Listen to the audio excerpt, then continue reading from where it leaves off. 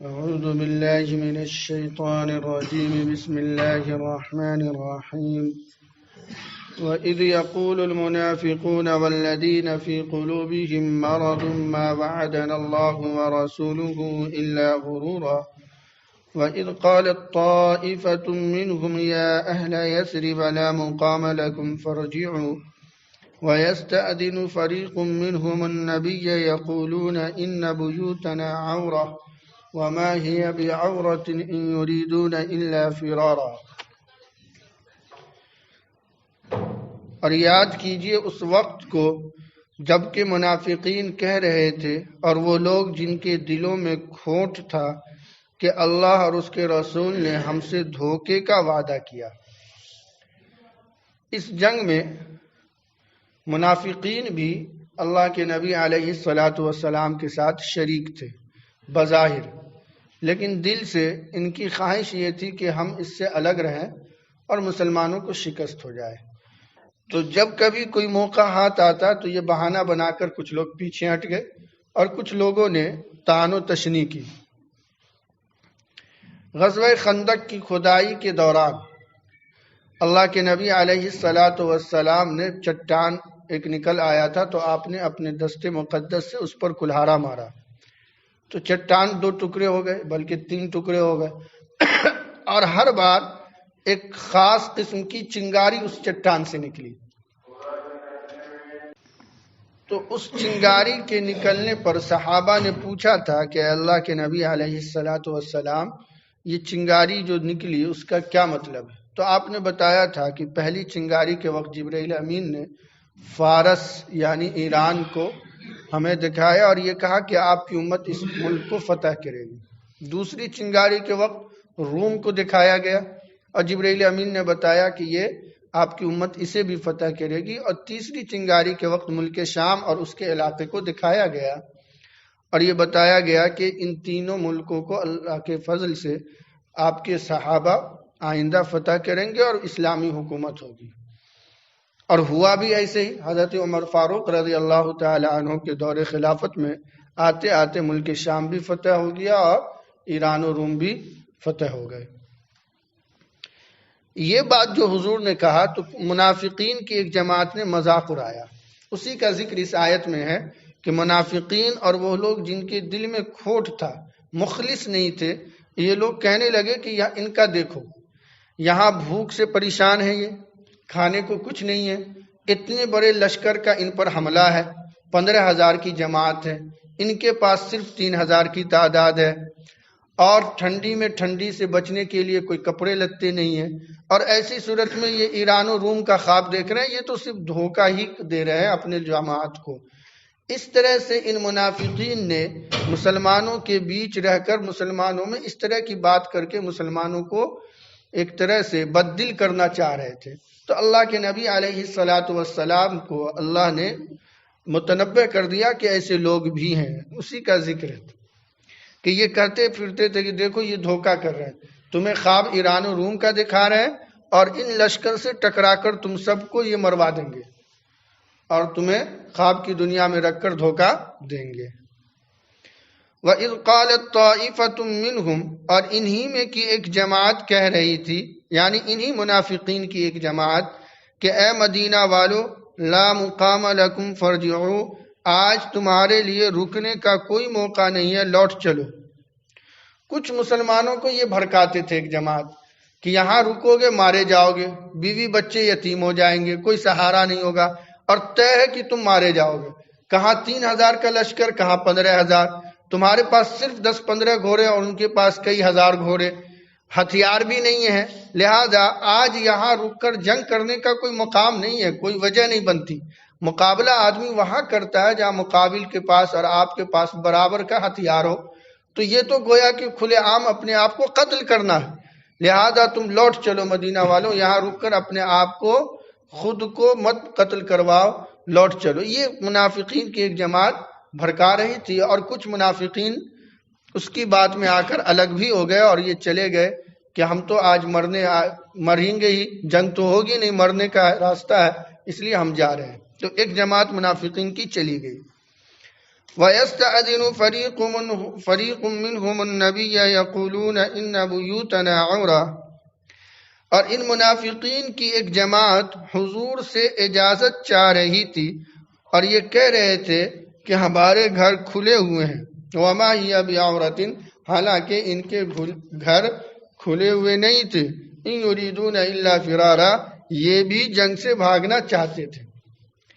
منافقین کی ایک جماعت تو چلی گئی بہکاوے میں، ایک جماعت جب دیکھا کہ وہ بھاگ گئی تو اب ہم بھی راستہ نکالا تو حضور کے پاس آئے اور یہ کہنے لگے کہ گھر ایسے ہی کھلا پڑا ہے، بیوی بچے ایسے ہی ہیں، ہم نے اس کا انتظام نہیں کیا اور یہاں آ گئے، ایسا ہے ہم جاتے ہیں اور انتظام کر کے آئیں گے۔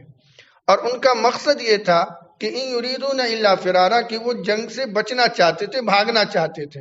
حالانکہ وما ہی بعورۃ، قرآن نے اور اللہ نے فرمایا کہ ان کے گھر کھلے ہوئے نہیں تھے، سب محفوظ تھے، لیکن گھر کا بہانہ بنا کر، بیوی بچوں کے کھلے ہونے کا بہانہ بنا کر یہ جنگ سے بھاگنا چاہتے تھے۔ چنانچہ اللہ کے نبی علیہ السلام نے انہیں بھی اجازت دے دی، جاؤ۔ اس طرح سے منافقین ایک ایک کر کے کوئی بہانہ کر کے سب کے سب الگ ہو گئے۔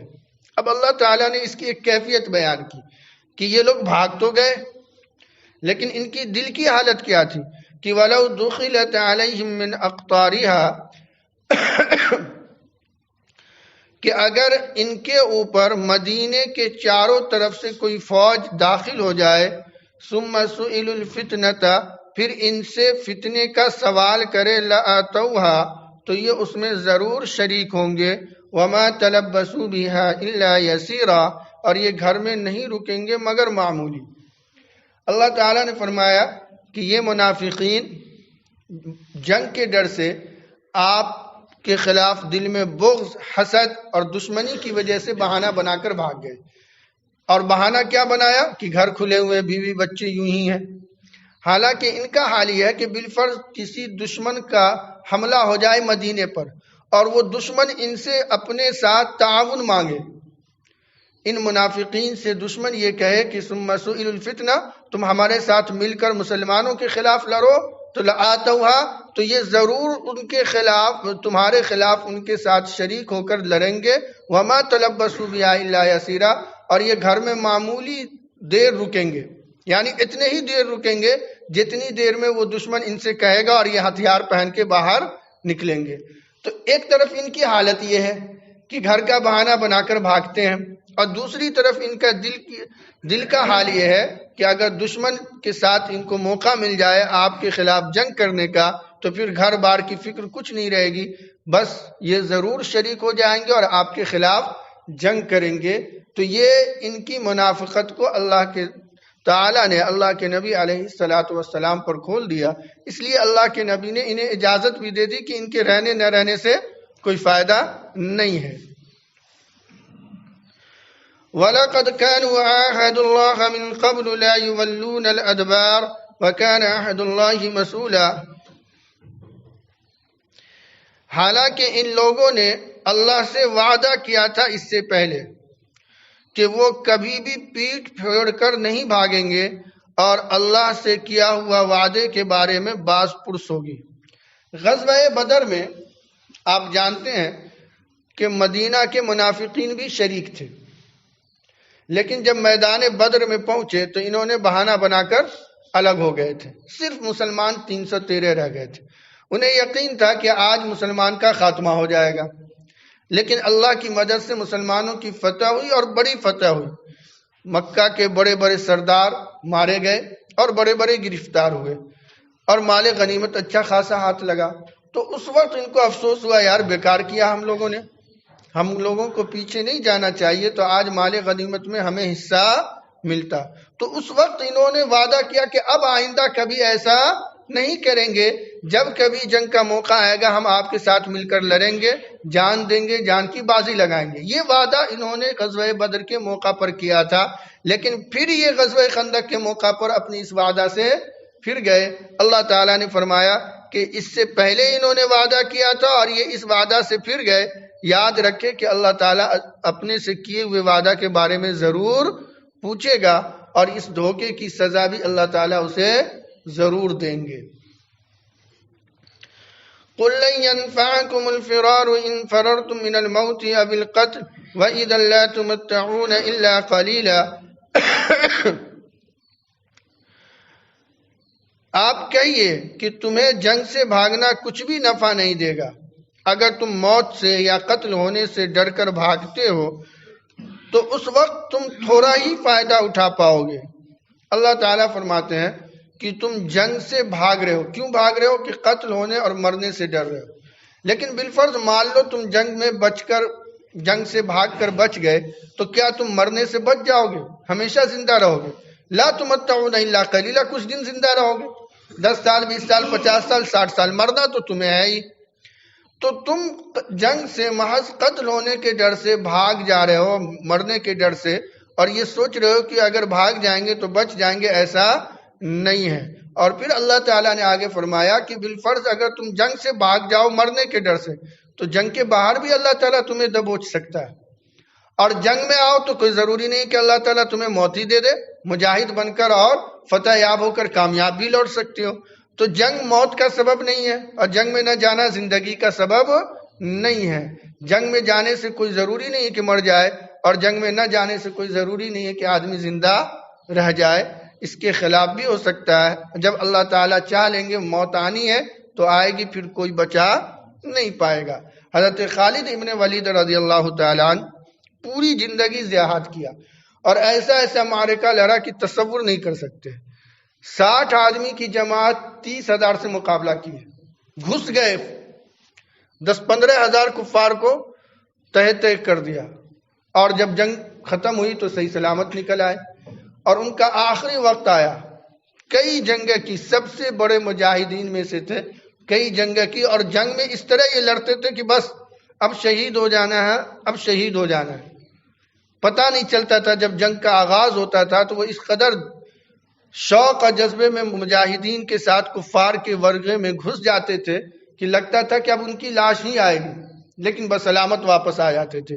کئی زخم، پورے جسم پر کوئی حصہ ایسا نہیں تھا جہاں تیر اور تلوار کے اور برچھی کے زخم نہ رہے ہوں.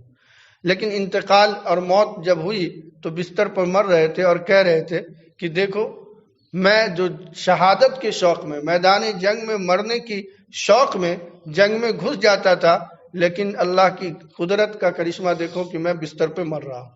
ہزاروں جنگیں کی، کتنے بڑے بڑے لشکروں سے مقابلہ کیا، اور موت آ رہی ہے بستر پر. تو موت تو اللہ کے ہاتھ میں، اور آنی ہوگی تو کہیں بھی آ سکتی ہے.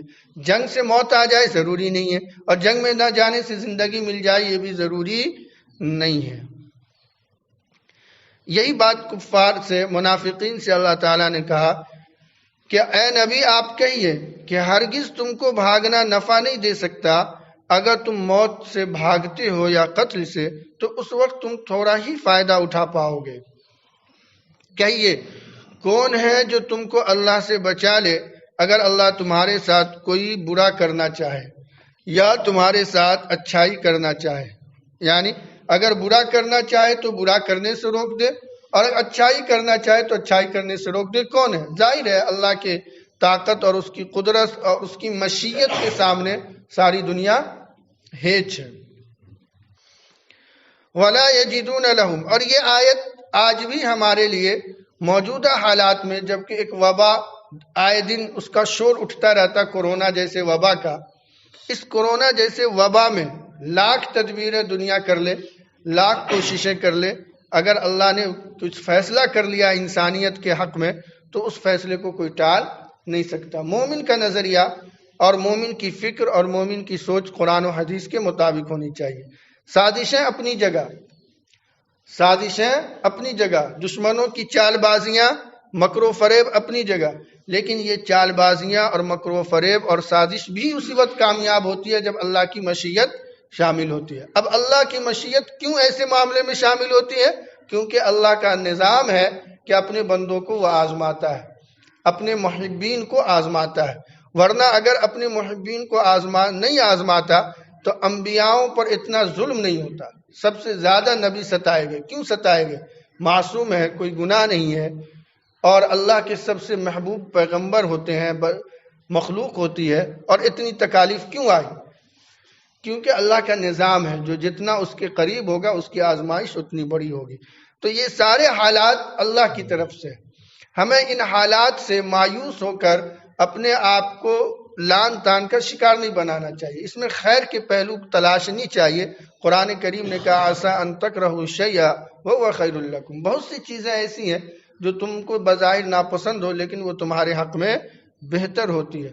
وعسیٰ ان تحبوا شیئا، اور بہت سی چیزیں ایسی ہیں جو تمہیں تمہاری نگاہ میں اچھی معلوم دیتی ہے، وہو شر لکم، لیکن اللہ جانتا ہے کہ وہ تمہارے حق میں بری ہے۔ واللہ یعلم وانتم لا تعلمون، اور اس بات کی حقیقت اللہ جانتا ہے، تم نہیں جانتے، یعنی ہم نہیں پہنچ سکتے اس مقام تک۔ تو اس لیے ان حالات میں، اس طرح کی بیماریوں میں ظاہری تدبیروں کے ساتھ بڑے ماہرین ڈاکٹر کے بچاؤ کے طریقے جو وہ ایڈوائز دیتے ہیں، مشورے دیتے ہیں، اس پر عمل کرنے کے ساتھ ہمیں اسی پر بھروسہ نہیں کرنا، ہمیں بھروسہ اور نگاہ اللہ پر کرنی ہے۔ ظاہری اسباب کے طور پر جو کچھ وہ بتاتے ہیں وہ کریں گے، کیونکہ قرآن و حدیث میں ہمیں ظاہری اسباب کو اپنانے کا بھی حکم ہے، اس لیے ہم ظاہری اسباب تو کریں گے، لیکن یہی ہمیں بچا دے گا یہ ہمارا ایمان و عقیدہ نہیں ہے، یا انہی کے کرنے سے ایسا ہو رہا ہے یہ بھی عقیدہ نہیں ہے۔ ٹھیک ہے، ایک دنیا میں ہے وبا اور اس کا نقصان بھی ہم اپنی آنکھوں دیکھ رہے ہیں، اپنوں کو کھو بھی رہے ہیں، لیکن یہ اللہ کی مرضی ہے، اب اس کی مرضی میں کیا حکمت ہے واللہ عالم بالصواب، وہی بہتر جانتا ہے۔ قل من ذا الذی یعصمکم من اللہ، اے نبی آپ کہیے کون ہے جو تمہیں بچا لے اللہ سے اگر اللہ تمہارے ساتھ کوئی غلط کرنا چاہے یا تمہارے ساتھ نرمی کا معاملہ کرنا چاہے۔ ولا یجدون لهم من دون اللہ ولیا ولا نصیرا، اور یہ اپنے لیے اللہ کے علاوہ نہ کوئی دوست پائیں گے اور نہ کوئی مددگار۔ اگر کسی کو کوئی کام آ سکتا ہے تو اللہ کی ذات ہی کام آ سکتی ہے، دنیا میں بھی اور آخرت میں بھی۔ اللہ کے علاوہ دنیا کے سارے رشتے، سارے تعلق، سارے دوستی ہیچ ہے، کچھ کام نہیں آئیں گے وقت پر، بظاہر ہمیں اس سے امیدیں ہوں گی لیکن ساری امیدیں کل قیامت کے دن ختم ہو جائیں گی۔ جو کچھ کام کل قیامت کے دن آ سکتا ہے تو اللہ کی ذات سے ہی امید ہے، یا آپ کے محبوب پیغمبر صلی اللہ علیہ وسلم کی ذات مبارک سے ہی کچھ فائدہ ہو سکتا ہے۔ اس لیے ہمیں خوش کرنے کی ضرورت اگر کسی کو ہے تو وہ اللہ اور اس کے رسول کو ہے۔